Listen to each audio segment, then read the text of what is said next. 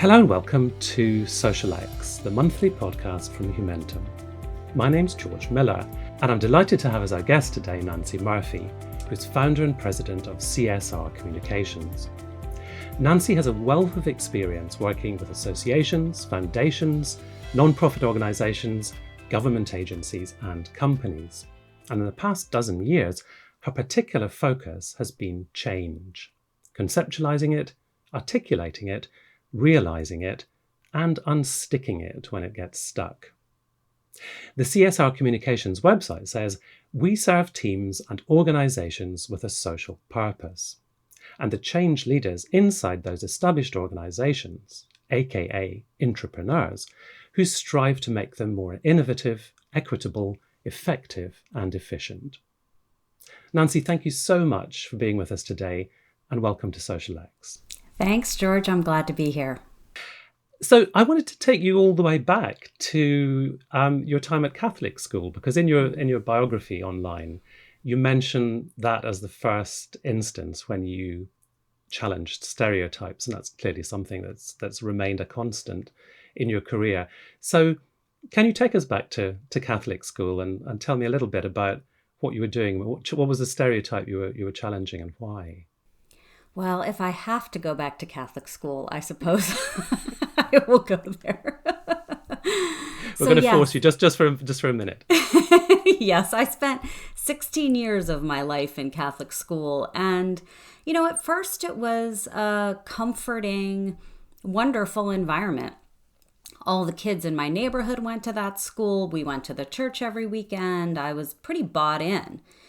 But then as I got older, I started sensing some incongruencies, some things that, I was being told in one aspect of my life about I could do anything I wanted, I could pursue any opportunity, and then some messages about the role of girls in particular and what we contributed to the world that were a little bit in conflict with that.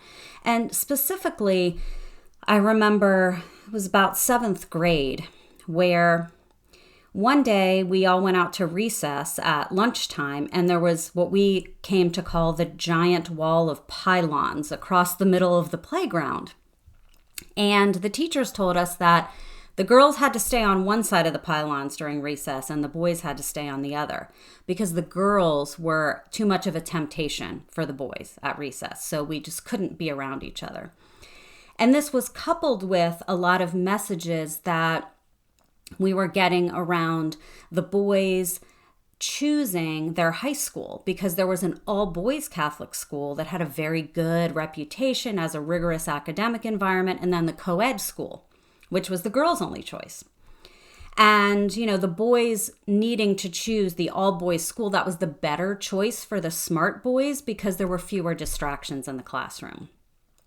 So I remember feeling really upset that somehow girls were only distractions and temptations. We could not add anything academically to the classroom environment.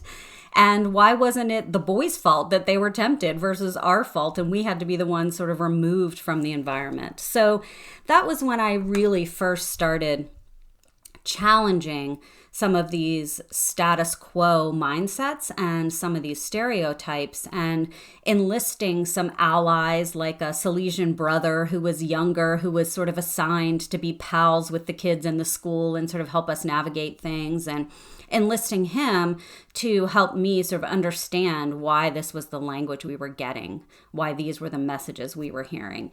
And, I wouldn't say I succeeded in breaking down the patriarchal system of the Catholic Church, but it was a good start.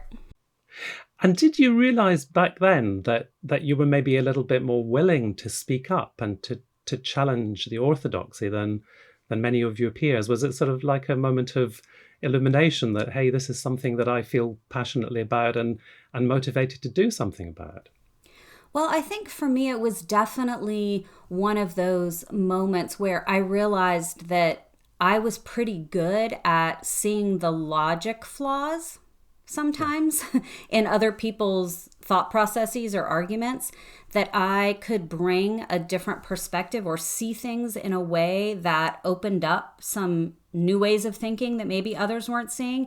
And that there are certainly risks with challenging people's assumptions and challenging the status quo, but that I thought it was a worthwhile endeavor. Yeah. And I guess that's something we'll probably want to come back to, this idea that there's a right time to do that and there's a right way to do it. And that's really been a lot of what you've been sort of facilitating in the last more than 10 years of your career. But I'm going to keep in the past for just a little bit longer, because we're going to come forward from Catholic school. But I'm always really interested in people's sort of view of the world at the moment when they complete their university studies. That sort of turning point of, you've gone through education, you're contemplating the big wide world, and you're thinking about, where do I see myself? What kind of job? What kind of role? What can I do in the world? Can you cast yourself back to the age of your early 20s and tell me how the world looked to you and how your place in it looked at that point? Yeah, well, so I was just coming out of 16 years of Catholic school, because I did go to Catholic college as well, and I had a degree in American Studies. So the quintessential liberal arts, highly impractical degree in an economic downturn in 1990 here in the U.S. And so trying to get a job was probably not the easiest compared to some of my classmates who came out with these very practical engineering degrees and were turning down, very lucrative offers left and right. And so I sort of found myself probably having one of those existential crises. For the first time in my life, the obvious next step wasn't in place. It wasn't already mapped out for me. And so some people might see that as hugely exciting. The whole world is before them. I saw it as pretty scary, frankly. And my motivations at the time were definitely to save the world, right? I wanted to go into nonprofit work. I had lots of causes that were important to me. And I remember applying, for some of these, executive director of some local nonprofit. Oh, I was so unqualified for that. Took me a while aspiring to learn. And ambitious. I mean, not willing to, the same as the Catholic school experience. Not willing to accept the status quo and willing to, to venture an opinion. Yeah, well, in the end, I found an opportunity as the first youth volunteerism director for a local volunteer center in Columbus, Ohio. And, what was exciting about that was I got to work with every nonprofit and a bunch of schools inside the county. So I got to help every cause that I was interested in. And so it turned out to be the perfect opportunity. And I was also in that role of challenging those mindsets and assumptions around young people as volunteers, because at this time, the sort of youth volunteerism movement was very nascent. So that was a great first job for me. And I think, my primary motivator coming out of college after, of course, wanting to do good in the world was to be independent. And so how could I, put together enough of a part-time job and a full-time job, and where could I find the resources that would enable me to not have to move back home with my parents? So that was also an important driver. That's often an important driver for many of us, I think it would be fair to say. Now, in the course of your career, since those beginnings, you've had as I said at the start, you've had a wealth of experience, not just with the non-profit sector, but also the commercial sector, government agencies. And I wondered if you sort of stand back and sort of assess that experience that you've had, do you think that ultimately all organizations have more in common than they have that separate them in terms of how they think, how they operate, how they change? Or do you think that it's more fruitful to sort of take a sector by sector approach to thinking about the kind of change agenda that you work on? So I would say certainly more the former, that there's more commonality across organizations, across sectors when it comes to the experience of change and how we lead change successfully than there are differences. And actually, I guess this is about 5 years ago now, I had spent a lot of my early to mid part of career leading, building, facilitating cross-sector partnerships. And in doing so, I got really frustrated that there were so many assumptions that leaders from each sector organization would bring to the table about the others, right? So government agencies are bureaucratic, they're hard to work with. Nonprofits they suck up resources, they move too slow, they're all about doing good. The corporations have a hidden agenda. They're just trying to sell us something. And I found that actually those things were less true in terms of how people approached partnerships than the mindsets and the culture of the organization. So I think that goes right to your question, which is we ended up doing some psychographic research and identifying 4 cross-sector partnership personas, if you will, that I think are a better predictor of how successful a partnership will be or the right kind of partnership to put together based on the persona, not the tax status of the organization. Right. So I think that speaks to the change approach and the change style that's going to work best for each organization as well. And I think I've heard you refer elsewhere to the sort of important role of translation. Different organizations and different sectors speak different languages. And sometimes if you can find the commonalities, or if you can translate from one language to another, you do indeed find that there is more in common than that separates. Absolutely, especially if folks are in that, what I call the solution seeker category, right? If they're truly looking to bring all of the assets and strengths and talents to the table to work in collaboration to solve some pressing problem in the world, then I think, those are the kind of folks I want to get at the table more often than not. And then it really is, there's even more common language there. There might be some slightly different terms that we need to make sure we're all on the same page with, but definitely more commonality than difference. Yeah. So tell me about your focus specifically on change and entrepreneurs who are the internal agents of change within organizations. Did you have was it a sort of light bulb moment when you were running one day that this was going to be the focus of what you were going to do henceforth, or did it sort of gradually dawn on you that was a way to sort of crystallize all this experience and all the things that you wanted to help effect? Yeah, I sort of think about that as maybe like experiencing a sunrise where it just gets lighter and lighter gradually that you might not really notice until the sun breaks the horizon and like smacks you right in the face and you have to shield your eyes. So I think it was a little bit of that, like the spotlight was suddenly shown on the opportunity, why it mattered to me, and the fact that I was good at it.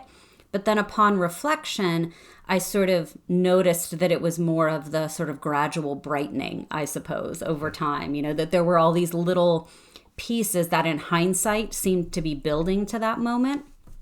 But I think there was an aha moment when I was working in philanthropy at a time when there was so much attention being put on social entrepreneurs.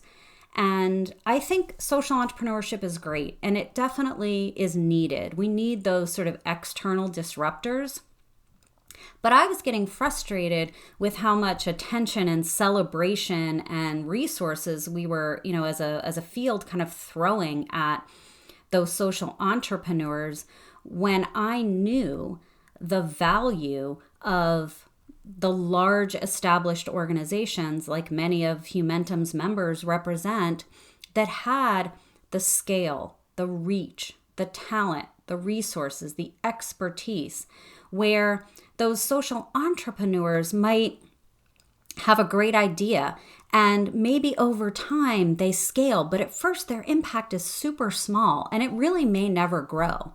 But if we could get these larger organizations that already have presence in 42 countries around the world to be a little more innovative or more equitable or more environmentally sustainable, or whatever the thing is that we're trying to do to sort of break down the systemic barriers to realizing the change we want, well, then we could have the positive change in the world much faster. So that to me was, sort of sitting in these conferences and hearing the sort of over glorification that we sometimes do for the entrepreneurial spirit in the US anyway, and wanting to celebrate those people leading change inside these powerful large organizations who were oftentimes ignored, overlooked, not celebrated, and not given tons of resources and support to lead their change. Nancy, I just wanted to sort of hit pause on the notion of change for a minute and sort of interrogate it, because I think,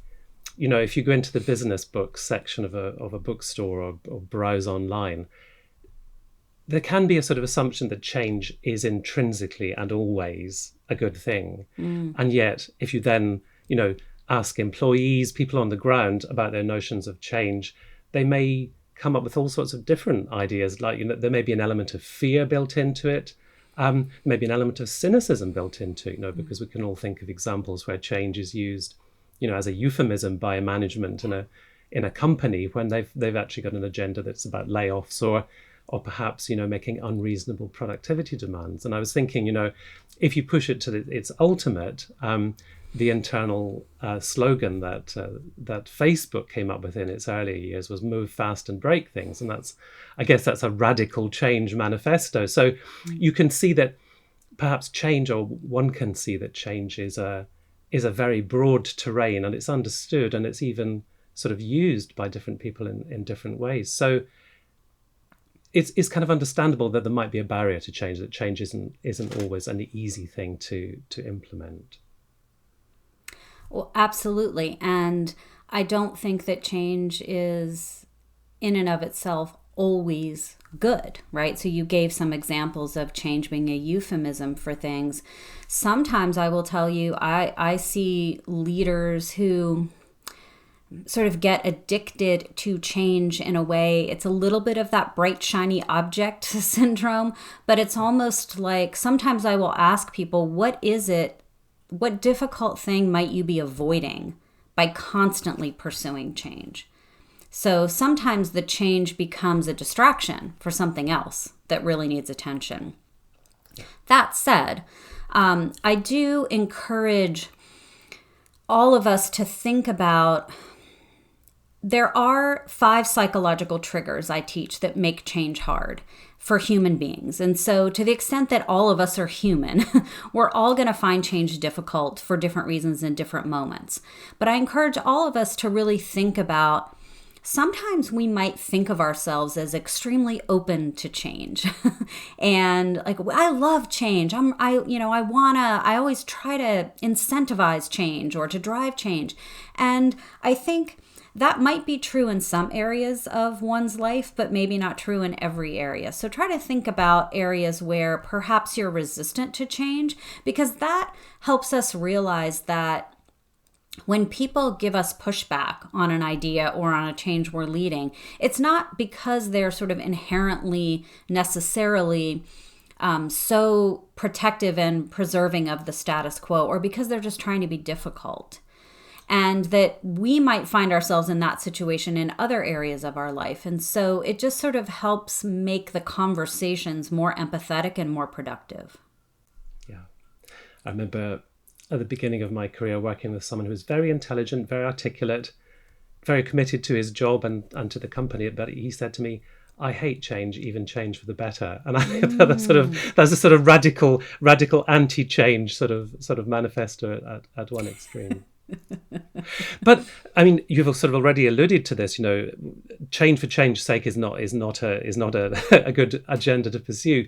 So clearly, it's very important, and this must be a significant part of your work with clients, in getting them to think really hard about what the vision is. What the end state that the change they want to achieve will lead to, working on the vision thing. Yeah, and I think it's a really tricky balance to have in terms of having a really clear vision for the destination, where you want to end up, and also not falling so in love with every detail of your plan that you don't leave room for evolution or co-creation with the folks who are impacted by the change. So one thing I spend a lot of time working with leaders on is getting super clear on the why. Can you put into place, can you create a 1-minute speech that really gets to the principles underneath the reason for change right now and the reason for this change right now? And what's not negotiable in this? So, for example, when I was board chair at PACT and we were working on a pretty significant governance transformation, there were certain things in that where, this idea of thinking of the people who participate in our programs and receive our services as shareholders and being really clear about what we mean by that and what role that those shareholders should have in our governance. There were certain principles that were just not negotiable. But then giving room in the how we get there for co-creation, for some pushback and resistance that might help illuminate blind spots that those of us who are more optimistic leaders might have, or who are less familiar with the conditions in certain countries or contexts or environments that might lead us to have the how be a little different than what maybe my initial idea was. And so how do we get super clear on the why and the principles, and then create space for some evolution and co-creation along the way? So having every little detail pinned down at the start is not necessary. And it may, from what you've said, it may even not be desirable because it allows no room for flexibility and for others to have input as a project develops. Absolutely. And when we're talking about some of these large-scale organizations, and we're talking about transformational change, or really significant change, not necessarily the change of we're implementing a new software tool for time tracking, for example. I mean, not that that's not disruptive because it often can be, but when we're talking about really significant change to how we meet our missions sometimes, well, that's the kind of change where for one leader to sit in a room by herself or himself and map out A to Z, an exact detailed timeline and every facet and how it's going to play out across the organization, that's pretty impossible anyway. I wouldn't recommend it. Yes. I mean, you said earlier that nonprofits are not, it's not necessarily fruitful to think of them as a species apart. There are commonalities. Mm. Nonetheless, there are some particularities about the sector. And I wondered if you were to paint a very broad brush picture of the nonprofit sector's attitude to change, its experience of change, are there things that you might highlight? Well, I'm hesitant to sort of make a super broad-reaching statement about a sector that isn't of itself entirely diverse, when you think about the size of nonprofits and all of that. But if I think about international development and international NGOs, for example, for a moment, I would say some of the maybe mistakes that I see more frequently, or things that might not always serve organizations well, is that there's a lot of change management as an approach. There's a lot of this sort of process improvement. Let's have checklists and protocols, and bringing a lot of the management science into change. And I think that we could do with a lot more leadership and understanding the human element that can't always be controlled and managed in the way we think that it sometimes can when we look at a sort of standard logical timeline for change or phases of change, for example. Or that sometimes we fall so in love with what it is we do and how we do it and the donors and partners we have that we'll tinker around the edges, but we're sometimes hesitant or afraid to bring a little bit of that Facebook attitude in, and, what can we break so that we can rebuild it in a way that is more equitable or more powerful or more empowering or more innovative. And we tend to be a little reactionary to maybe donors are asking us to do things differently, but we're not always great about sort of looking at our legacy approaches and going beyond tinkering around the edges. So, I mean, if you sort of boil what you've just said down to the bare bones, are you talking about the competing challenges of systems versus culture? Is that what it sort of boils down to? That's certainly definitely, one way we could think about it. Absolutely. Or I think it's also a little bit of the, like, sometimes we want to make change predictable, controllable, logical, and it just inherently isn't. Not that there aren't ways we can't do it better and make it easier. I believe there are, and that's why I teach this. And at the same time, what I teach around that is all about the human, the emotional, the unpredictable, and how do we prepare ourselves for that unpredictability, for that chaos, and in some ways sort of step into it and see where the opportunities are, versus assuming that we can make it a controllable, predictable thing. And then when it doesn't turn out that way, we get really frustrated and either, sort of steamroll it through or get frustrated and back off. Right. Now, I mean, if we were to take a sort of worked example, as it were, if we think about maybe a mid-sized organization that has identified a desire to do more to foster a diversity, equity, and inclusion agenda, I mean, what kind of mindset do you think that organization has to ensure it is in order to, to take the first steps down that path and to create, all the way from the vision to the actualization of that agenda? Well, when it comes to almost any kind of change, but especially change that can be so supercharged emotionally and have lots of different meanings behind it, like a diversity, equity, and inclusion initiative, I always encourage organizations to get super clear right from the beginning. What does that mean to you in your organization? So first of all, when we're talking about diversity, what exactly does that mean for our organization? What's the getting, again, clear on that vision of the destination? So what do we want that to look like at the end?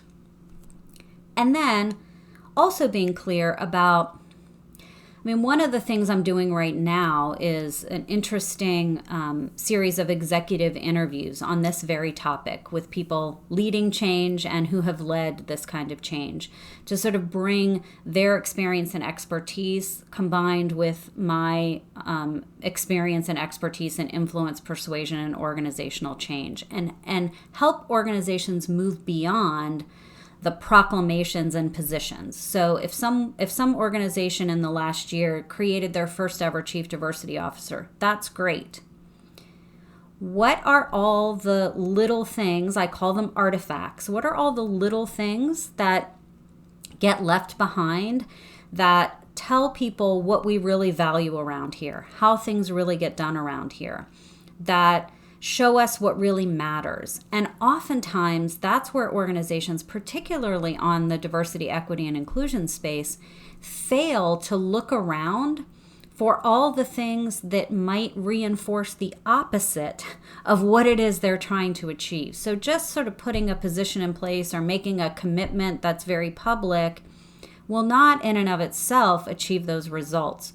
We need to go on, an archaeological dig or a scavenger hunt and find all those artifacts, and then figure out which ones we can change, and how do we lay down new artifacts that signal different things that matter, different things we value, that create processes and protocols and systems that are aligned with the change we're leading, not in conflict with it. They don't make it harder to do the things we want people to do. They make it easier to do the things we want people to do. Yeah. I mean, the artifact metaphor is a really fascinating one, I think, because it's like a little bit of computer code, isn't it? That has been preserved from some previous iteration. It's not necessary. It may be, completely undesirable. In some cases, it may simply be an impediment to the program running very smoothly. I guess in some cases, it may ultimately prove to be fatal to the program running smoothly. And I suppose then the key thing is to be able to diagnose them, to find them in the first place, and then to work out which are the ones that really need to be addressed urgently and how they can be addressed. Absolutely. And, what I tell people all the time is, because I'll get pushback, well, we can't change that policy because it's imposed on us from the U.S. government, our largest donor, for example. Or, the state regulators have told us we have to do X, Y, Z, so we can't change our process for doing something. And I think that's okay if that is true, that there are some things that are beyond any individual organization's control or individual leaders' control. But we at least have to call them out. Because if we pretend they're not there, sending a different set of signals, then people don't believe us. They don't believe that we stand for what it is we say we stand for, or that the change that we say is happening is really happening. Or they're really confused, or we've made it so hard for them to do what it is we want them to do that they don't understand what's going on. So when we at least publicly call it out, we can't change this thing. We realize it's in conflict, but here's what we can do to mitigate the impact of that. So I think even identifying and recognizing that there are some artifacts that maybe you can't change, but acknowledging that they're there is really important anyway. Yeah. So artifacts are an example of a process glitching, but I picked up from looking at your website that programs actually becoming stuck is quite an important part of what you do. Is going in and helping organizations become unstuck. Is it fair to say that's having begun with a vision, having got something off the ground, the program goes on, and then at some point it may run into problems and become stuck, and that's a key part of what you do. Absolutely. So, for better or worse, leaders rarely, or teams rarely, come to us and say, we're getting ready to embark on a major change. Let's map it all out, right from the easy way, from the beginning. No, they sort of get down the road. They have some fits and starts, like 2 steps forward, 1 step back. Now we're sort of stuck in this muck and we don't know how to get out. Let's go get some help, right? So generally, I find that where people think they're stuck, or the thing they think that is keeping them stuck, is not what is really the thing, right? So I think oftentimes people will assume it's one thing, and sometimes it may only take one conversation to illuminate that it's something else. And I think the key approach that I take is, well, first of all, it's just a change of perspective. So oftentimes, when we're stuck in, if we think about a quicksand analogy, if you're the one stuck in there, you can't even see where the leverage points might be or how to get out, because you're neck deep in the thing and you're panicking and you've got all those blind spots and all that emotion running in a way that you can't see the path out. So sometimes just having a partner who has a different perspective can be really helpful. So whether that's an outside person or someone from a different part of your organization, getting a different perspective is a great starting point. And then asking better questions. So oftentimes the questions we ask ourselves in our organizations or in our teams when we're feeling stuck are questions that sort of reinforce the assumptions and the beliefs that might have led us to the sticking point to begin with. So asking better questions, or just making time to reflect. Oftentimes, especially if we think about the last year, some people have barely had a day off or barely had a moment to breathe, and they go from Zoom meeting to Zoom meeting or phone call to phone call all day long. And they leave the crumbs at the end as their space for any sort of reflection or aha moments to emerge. So just being able to create that space to reflect, to ask better questions, to find a partner who can help them change their perspective, to get at sort of what's underneath the things that appear to be the sticking points. So I love like that 5 levels of why exercise, where you just sort of keep digging until you maybe hit the thing that is really the sticking point. Yeah. Now, you've mentioned, Nancy, the challenges that the last year has presented to so many of us. Just, keeping the show on the road has been a major challenge. And of course, change by its nature is a process that happens over time. It happens at different speeds. It sometimes happens by fits and starts. And therefore, resilience is another key attribute that you work in order to develop and build with the organizations that you collaborate with. Can you say something about, resilience in the time of COVID has come to the fore even more than ever before? Yeah, well, so, I think certainly the last year has probably shown many of us what we're really capable of in the face of a crisis. And I think for many people, it showed us that we were capable of more than we thought. So I think, sort of taking that and appreciating that just because we're now beyond our breaking point doesn't mean that we failed, right? Because this has been a lot for a lot of people. So I think there are 4 kind of key elements or actions we can take that help to boost resilience. And resilience is one of the key factors in absorptive capacity for change. So how do we increase our organization and the people within its ability to absorb more and more change over time? And how do we help people be more open to change? And so there are these 4 elements of resilience. One is accepting reality. So we know that denial just makes things harder. So if there are things that, continue to be challenges in your organizations right now because of the current environment, don't try to pretend they're not there. Accepting reality is a key part of resilience.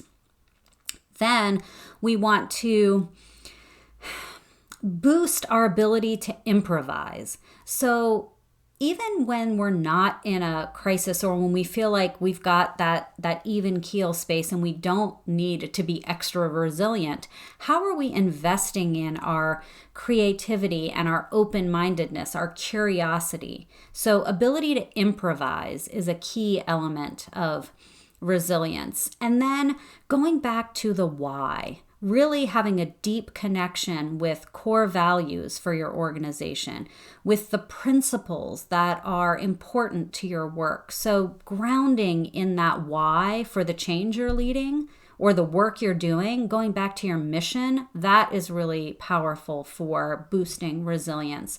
And then finally, strengthening relationships. So we know that strong connections, that strong bonds are key to resilience. So what are we doing in our organizations to facilitate cross-team bonding, to support relationship building and connection when we're in global organizations where we oftentimes don't see colleagues in person for months or ever sometimes, or now when we're in a remote work environment? How do we maintain and deepen those connections that will support us and help us boost our resilience? Right. That was fascinating. And if I were to pick up on just one thing, I could pick up on many things, but to pick up on the improvisation thing, what do you see the relationship between business systems and improvisation? How do they coexist in a harmonious way, would you say? Well, probably all the systems people listening to this are saying they absolutely do not coexist. Well, I guess I was leading you to sort of, yes, to see what you would say to that, with that in mind. Yeah, well, so obviously I don't think we can just have, hey, today let's improvise how we, plan travel, or let's improvise how we, onboard new team members. Well, no, we probably don't want to do that. And at the same time, I think where the creativity, the improvisation, the open-mindedness, the curiosity can serve us well is when all of a sudden, the systems that we had in place to serve us in a current context are no longer workable, relevant, or possible, right? So think about the day that we decided we all had to work, we were told we all had to work from home. And our policies, protocols, systems were not designed for that. But that had to happen in 72 hours. Well, if we lack the ability ever to think creatively, to think on our feet, to test things out, to iterate, to learn and improve on a constant basis, then we're faced with that challenge and we don't know what to do. We fall apart, or it becomes so hard, or we make so many mistakes that we don't learn from that we can't recover. So when we're talking about resilience, right, it's not that we're improvising every day, but how can we bring creativity into our work life regularly in appropriate ways, so that when a system no longer works, is possible, or is not relevant for the context, we have that ability to adjust it appropriately, to think creatively, to solve the problem. Nancy, I wanted to end with another. We started with an element of your biography. I wanted to end with another quotation from your biographical note. You say, Nancy Murphy has spent her career saying what others are afraid to and learning to say it in ways that others will listen. And I thought that's a really nicely balanced sentence, and it's probably easier to do the first part than the second part, but it's important to keep them in tandem, isn't it? Yes, well, because we might be saying really important things. And my guess is every leader I work with has something important and valuable to say. But when we're talking about challenging the status quo, or challenging an individual's status, which is often the case with the change we're making, then we have to learn to say it in ways that people will listen. Because if people don't hear us, if they don't understand us, if we can't get them on board, then what good is the valuable thing we have to say? So my approach to that is focusing less on what it is I want to say and really listening for the people I'm trying to influence, listening for cues that will tell me what it is they're willing to hear, right? What are their fears, dreams, desires, motivations, anxieties? How can I speak to that in an empathetic way that will open them up to listening to what comes next from me? Well, Nancy, thank you ever so much for joining us on SocialEx, the podcast from Humentum today. Just a reminder to our viewers and listeners that you can find previous episodes on YouTube and on the usual podcast hosts. And I hope you'll join us again next month for another program in the series. Until then, thank you very much. And thank you to Nancy, and goodbye.